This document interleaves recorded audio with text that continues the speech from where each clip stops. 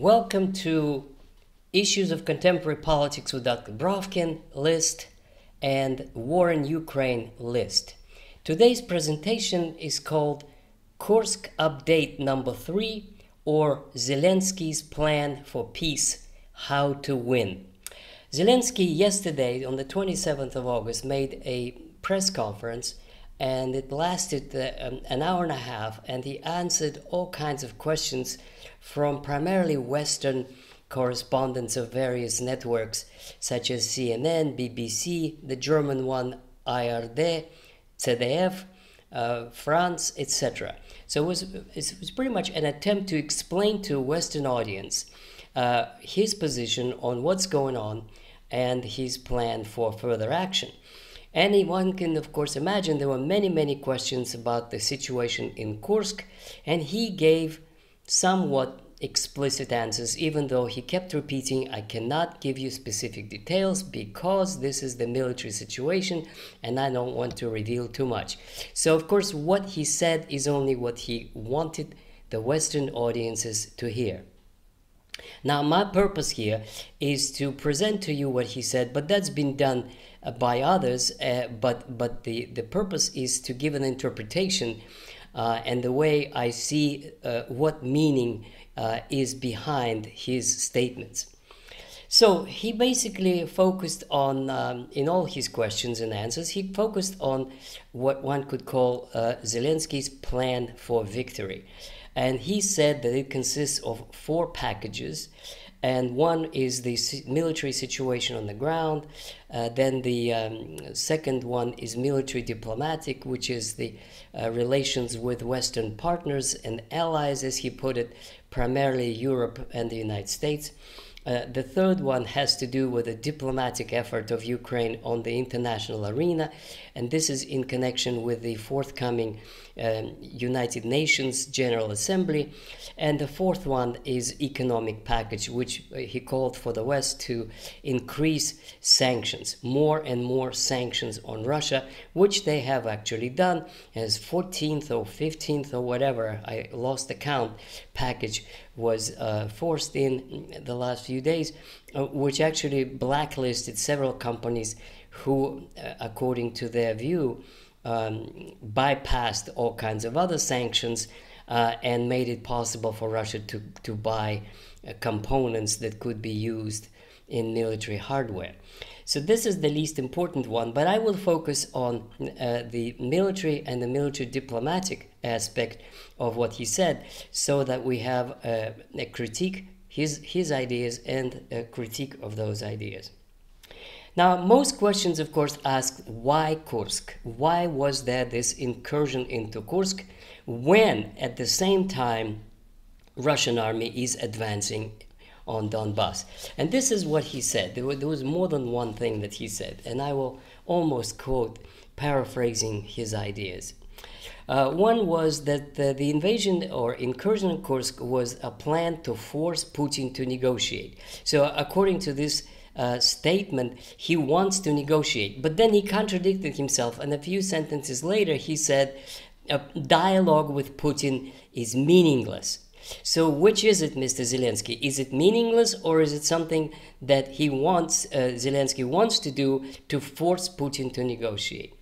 The second thing was that he said to one of the questions is to decrease the voices demanding peace negotiations. So he was reacting to the chorus in Western capitals in recent weeks that suggested that Ukraine should give up some territory in order to gain peace. And that his response to that, no, we want to do everything to stop this talk about concessions to Russia. He affirmed one more time he wants to fight on in order to gain all of Donbass and Crimea, all the territories of 1991, when the Soviet Socialist Republic of Ukraine, created by Lenin and Stalin, declared independence together with Russia and Belarus from the Soviet Union. Another thing he said was that it was not an occupation of Russian sovereign territory, it was a defensive operation. In other words, he confirmed that he didn't want to annex this territory, he didn't want to hold it that long, he just wanted to have a bargaining chip in the negotiations with Putin, saying at the same time that it's useless to negotiate with Putin. So there was really not clear what he was trying to say, and I'll try to interpret it later. Now, the most important thing that he said was that Kursk is a part of a bigger plan. So there is a bigger plan. And he said that he wants to present it to President Biden and Vice President Kamala Harris and also to Trump. And that he said that he would share with them, and if he gets this permission and if they are able to implement the plan, then they will achieve victory. This is, of course, very interesting. What could possibly Ukraine do that it hasn't done yet in order to achieve victory? And I'll try to talk a little bit about this in a moment. Now, about interesting and minor things that he mentioned is that there are some Western pilots who are willing to serve in F-15s, but they haven't gotten permission yet. And so he really wants to urge Western leaders to grant this permission so that Western pilots can fly F-15s, F-16s. He also, of course, continued to demand that the restrictions on use of American missiles that can shoot deep into Russia be lifted. And this was probably one of the main things that he believes is going to lead to victory. Now, I can't resist commenting that no matter how many missiles he shoots into the depths of Russia, this is not going to help him on the front line. That will not change the course of war, even if the permission is granted and even if they shoot the available missiles into Russia. But then, of course, there's a Russian reaction to it, which he didn't take into account. Now, here's my view of this. I believe that the incursion into Kursk was a diversion, that there is a bigger plan. And the bigger plan, the diversion is a part of the bigger plan so that Russians withdraw troops from Donbass. This is what he was counting on, and you could see it in his answers. He was saying they removed 5,000 from here and 5,000 from there and 5,000 from there. They're watching, the Ukrainians, very attentively how many troops Russians withdraw in order to defend Kursk. This was the part of the plan. And then, at the appropriate moment, they were going to strike somewhere else. Now, where else, of course, nobody knows. But one thing that I should add here, that there's no longer possible for them to strike in the south in order to reach Crimea, because it is exactly the Russian offensive in Pokrovsk region that threatens to encircle the entire southern core of Ukrainian forces north of Crimea. In other words, the defeat of the Ukrainians in the south makes it impossible for them to make a breakthrough. Now, of course, you remember the Ukrainians tried in 2023 to break through to Crimea. This was their famous counteroffensive, which bogged down and didn't lead anywhere. I have a video on the Rabotino from last fall when it appeared like they were trying to break through the Russian lines. They didn't.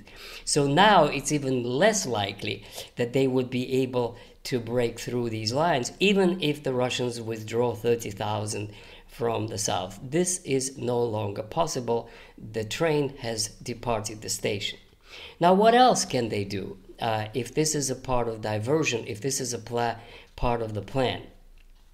Now, what also he said the meaning of Kursk is to undermine Putin's position inside Russia and international arena. The idea is that Putin would come across as a person who failed to defend Russia's sovereign territory.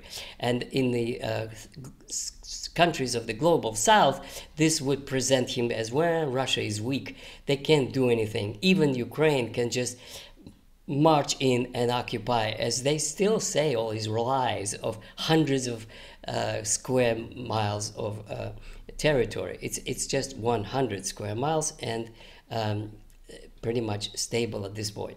So to discredit inside Russia with Russian public opinion, where indeed there are many critics who are now saying, well, what's going on? How come their drones are appearing in Volgograd and in near Moscow and various other places? And the thing that very few Western channels noted, but one did, the French one. One of the most important announcements he made is that Ukraine tested its own ballistic missile. One other channel gave specificity that it's a combination of a drone and a missile. Now, and they hope with that Wunderwaffen to win the war. Now, again, I'm not a military specialist, but I can tell you this, that everybody knows that Russia has one of the best air defense systems, especially against missiles of all kinds. And the reason that some of the Ukrainian drones manage to fly into hundreds of miles of territory inside Russia is because they're small and unnoticeable. They're like mosquitoes that could fly through the net. Yes, a small drone, which looks like a toy or a little bit bigger, can carry a grenade.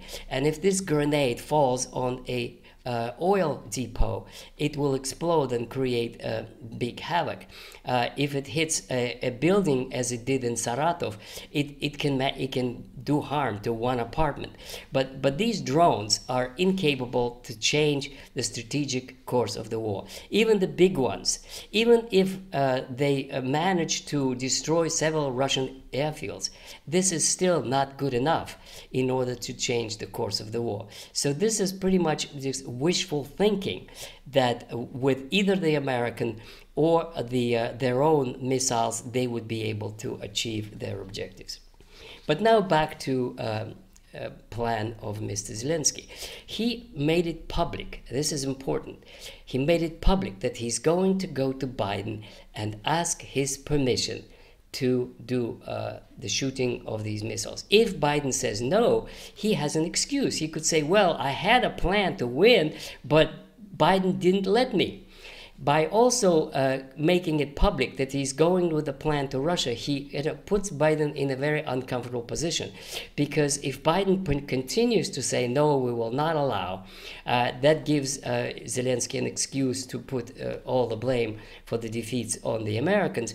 But if he does agree, then there's a growing risk of confrontation, because Russians had enough of these warnings and red lines, and Lavrov and Putin are saying the patience is running out. If they allow Western missiles to hit Russia, that means it's an act of war, and Russia would be free to defend itself in any way it thinks acceptable. My dear listeners, this is what all the other channels did not say, but I am going to say it. This means that Mr. Zelensky is playing Netanyahu. Mr. Zelensky wants to involve the United States in a direct confrontation with Russia. This is his plan. This is his salvation. Get NATO involved into this war, so that as a last hope, Ukraine is losing the war to get somebody else to do their fighting. Now, and finally, my view, knowing how over the years, watching how President Putin acts, he's not going to overreact. He's not going to get involved in a nuclear war over Ukrainian borders. He is not going to escalate.